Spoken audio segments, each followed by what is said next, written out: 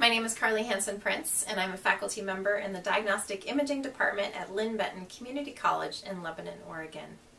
And I'm here today to share with you how to make your very own obesity suit to help students practice positioning hypersthenic patients for abdomen, pelvis, lumbar spine, and other exams. Now, obesity suits are available for purchase from medical supply companies, but they're often quite expensive, and so I propose making your own using readily available materials. Now, to make your own obesity suit that can be worn by students or even by a full-body X-ray phantom, here are the supplies that you're going to need.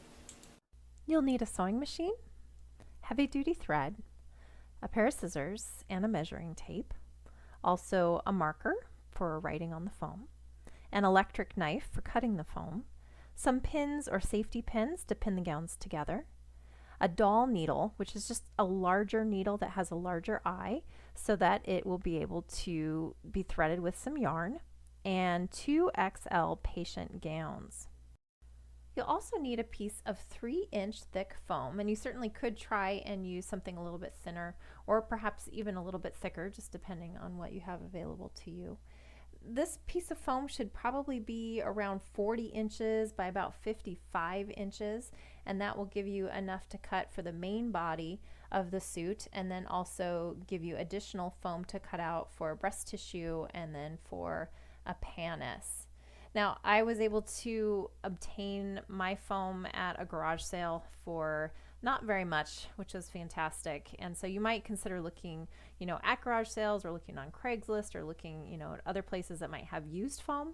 You can also purchase it new at a variety of craft stores, but sometimes it can get kind of expensive. So if you can find a piece of used foam to repurpose for this, hopefully that'll work. The first step is to take the two gowns and pin them together so that the right sides are facing each other. And when I use the gowns, I'm partial to the ones that have the snaps up at the top, just because it makes for easier sewing. So I'm going to go ahead and unsnap these, and then I'll face these two gowns together and pin them together just with some little sewing pins.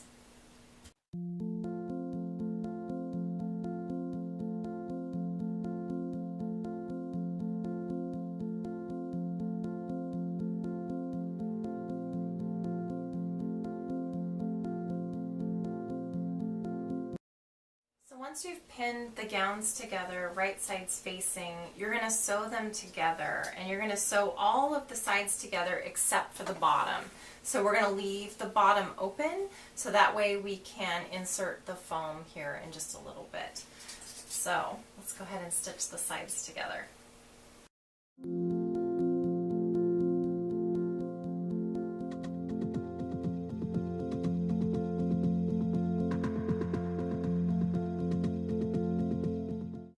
So now that the two right sides are sewn together and the bottom is still open and all of the pins have been removed, what we need to do now is place this on the foam so that we can now do a trace of a pattern for what's going to be our obesity suit. So I'm going to go ahead and lay the gown down on the foam. I'm going to want some of the gown to hang off over the edge, maybe 6 inches-ish or so. I'm also going to want to have some of the gown on either side, so I want to make sure that I've got enough so that I can tie this in the back. So I'm going to go ahead and lay this down.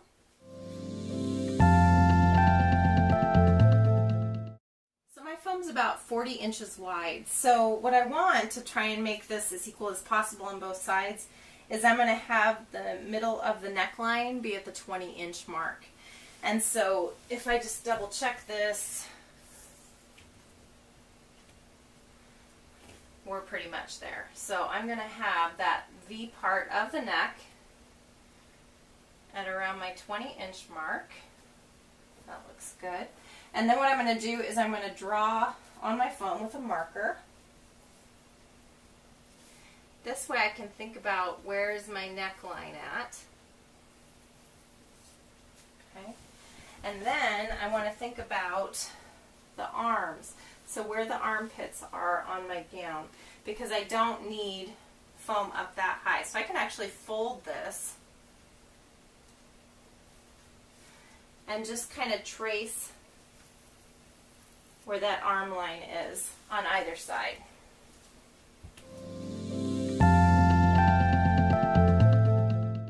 So now I have my rough outline, and so what I'm going to do is I'm going to go ahead and cut this out using my electric knife.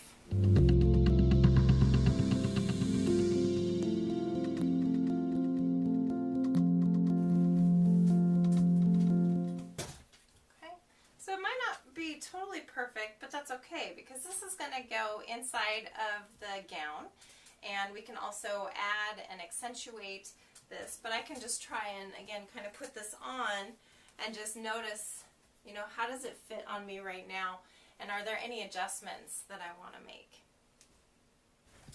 So now's a great time to check it. So I'm going to go ahead and fold my gown so that I've got right side out. So I found the pocket. Sometimes it's hard with these snap gowns to figure out where exactly the top is. But here's where I can see the outline of my gown. So I'm going to go ahead and push this foam up inside my gown.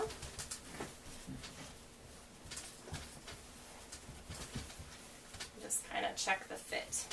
Okay. And then this way, if you need to do any trimming, now's a great time. So this is a good start, but I want to add a few more layers of adipose, and I also want to add a little bit of breast tissue. So I'm going to go ahead and cut out some more foam from my foam pad, and then I'm going to be sewing it onto the foam that's underneath.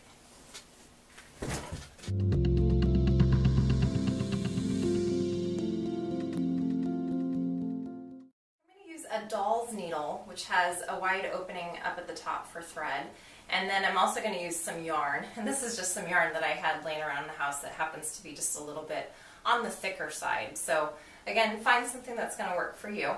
But what I'm going to do is I'm going to go ahead and start by sewing on the breast tissue up here at the top. And so what I've done is I've got a fairly long piece of yarn, and it's doubled over, and then I've got a big knot here at the end. And I'm just going to start by inserting the needle on the back side of the suit itself, and then poking that through. And then I'll pull that up through here until it's stopped by the knot. And then I'll go ahead and take this piece, and I'm going to go ahead and push my needle in here.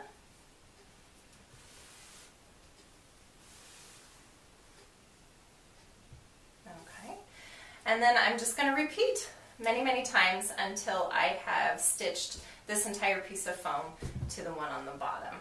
And I'm going to keep my stitches fairly close together. Just recognize that you're going to go through probably a lot of yarn, and it may end up being pretty quick when you're having to rethread, just because again it's so thick. So every time I run that needle through, you know, it's a good 6 inches worth.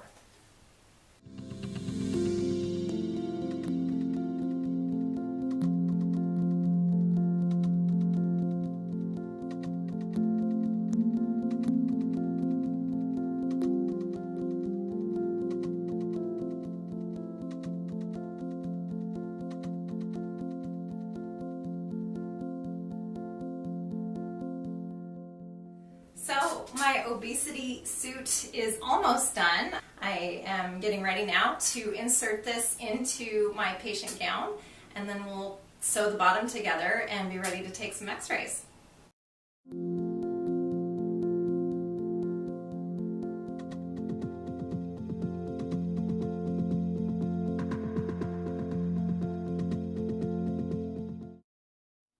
Bottom is pinned shut. What I'm going to do is I'm going to go ahead and sew this using my sewing machine, and I am using a higher density thread, so this is extra strong thread. You can also find it under upholstery thread, so something that's going to have just a little bit of extra weight to it to help this to stay closed.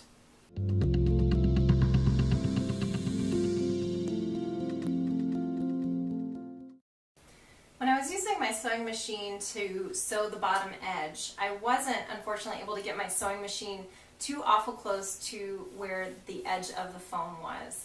So I opted to just sew the very bottom. And now what I'm going to do is I'm going to take this bottom edge and I'm going to turn it up and I'm going to hand sew it to the back of the gown. And then this way it's going to create that shelf for the foam pad so that when the whole suit is upright, it's not going to slide down to the bottom.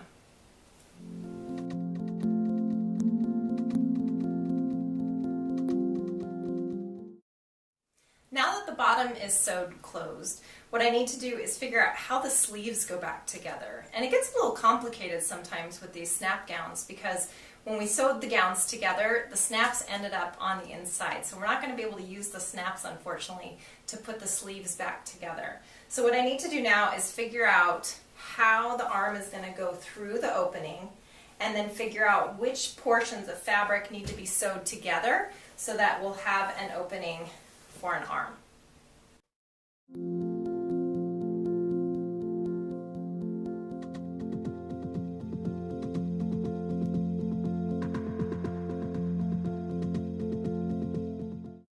My sewing machine had a little bit of difficulty sewing this upper portion here to help form the sleeve. So I'm just going to do it by hand with my doll needle threaded with some extra strong thread.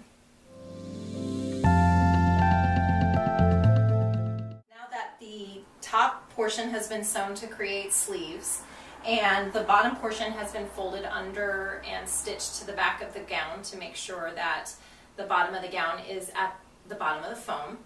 It's time to test fit our suit and see if there's any adjustments that we need to make.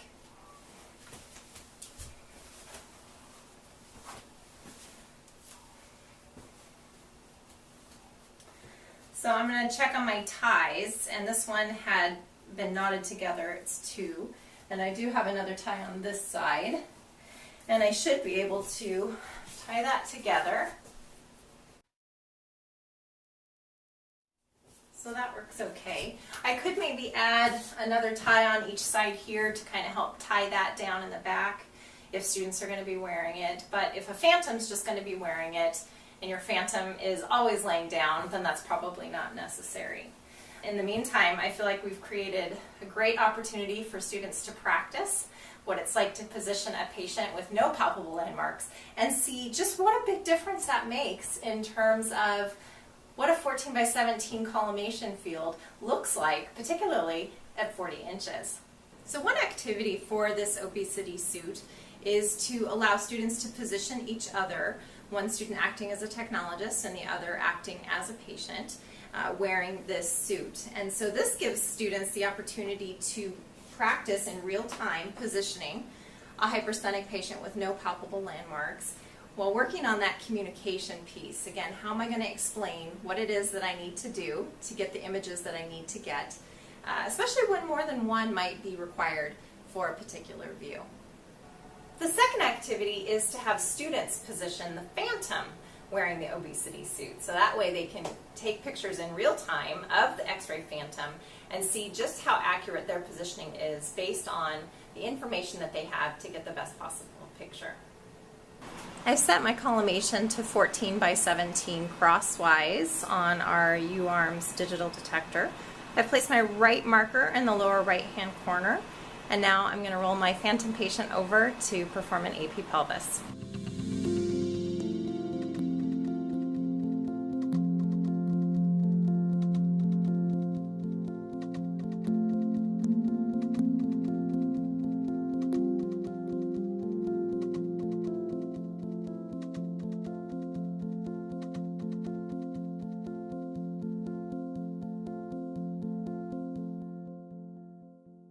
When students have the opportunity to visualize how their positioning directly impacts the images that they take, it just really opens up a whole new world to them.